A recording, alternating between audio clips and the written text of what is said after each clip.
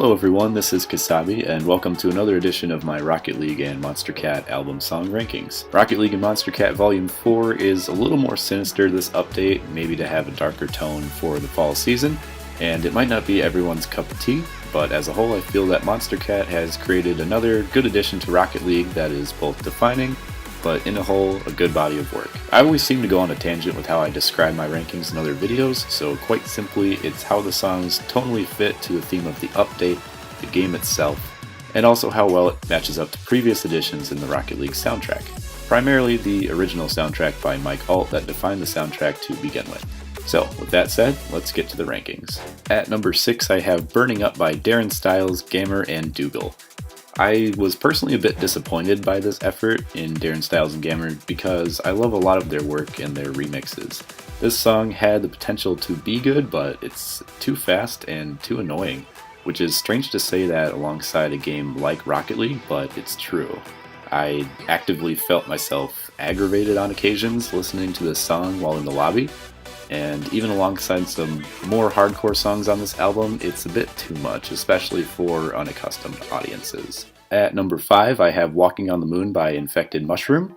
I really want to like this song. It starts off very well. It's a refreshing electronica song that has my attention for how unique it is, especially at the beginning. But the problem is, this song has a few different parts that just don't flow together. It's a song that doesn't quite know what it wants to be. Don't get me wrong, the lyrics are great, but you can split this song into 3 different chunks. There's the melodic, attention-getting beginning, the middle chunk with most of the lyrics, and at the end, just kind of throws all the electronica builds and progressions at you that you've previously heard in the song, but it's in a jumbled mix where you get the feeling that the artist didn't quite know how to effectively end the song. In the end, there's 5.5 minutes of Walking on the Moon that are overall a bit disorienting. 5.5 minutes is a long time by Rocket League song standards, and I believe if there was a bit more of a controlled flow, it would be harder to notice. At number 4, I have Contra featuring Sarah Skinner by Pixel Terror.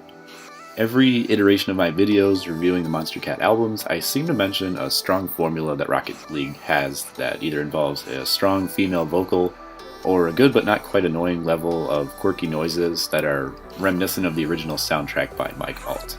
This song combines those two things in a way that I can't seem to name another song that has done this yet. Is it the best song on the album? Not quite.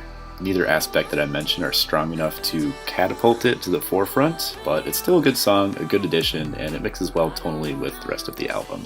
At number 3, I have Fly by Tokyo Machine. This is Tokyo Machine's second song on Rocket League since Monstercat and Psyonix teamed up, and once again it fits the theme of Rocket League. Cars flying, fly. It adds a slight sense of lightness to the album too. It's a little bit more intense as far as Tokyo Machine's work goes, but the vocals are good to bringing it back down to a more normalized level. It's good, it's fun, and it's a cheery foil. Not quite as memorable as Rocket from the original Volume 1 Monstercat album, but Tokyo Machine does it again with another great addition to Rocket League. At number 2, I have Charge by Boss Fight.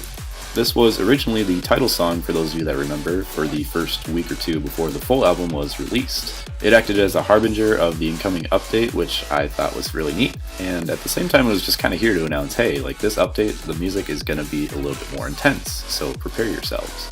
On top of that, this song has really good flow. Like some of the other songs in this album, as previously mentioned, there's a rift in terms of consistent flow, but this song right here had it.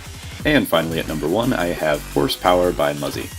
Muzzy definitely has a sound that is an acquired taste. Not sure what to call it aside from a more like grungy drum and bass. What I like about this song is it has sounds in it that sound like cars revving, keys turning, and so on. It's apt for a game about flying car soccer, even if it's a little on the heavier side.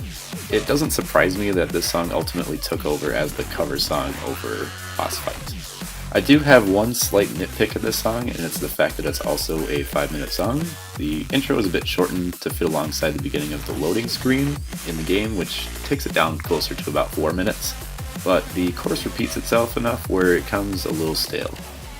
Overall though, Monstercat Volume 4 is a good addition to Rocket League. It's more night and day compared to some of its predecessors in terms of the quality between one song and the next, but it's also not my least favorite of the Monstercat albums thus far.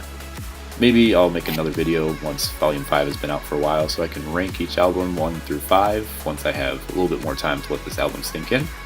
But personally, I was so involved with the Rocket Pass these past few months that they just kind of flew by, and here I am doing a review for Monstercat Volume 4 with Volume 5 like just about to come out in a couple days. Anyhow, let me know your thoughts in the comments. Do you agree or disagree with the rankings? And what's been your favorite Rocket League and Monstercat song so far? Once again, this is Kasabi, and I'll see you back next time for Volume 5 rankings in just a few months.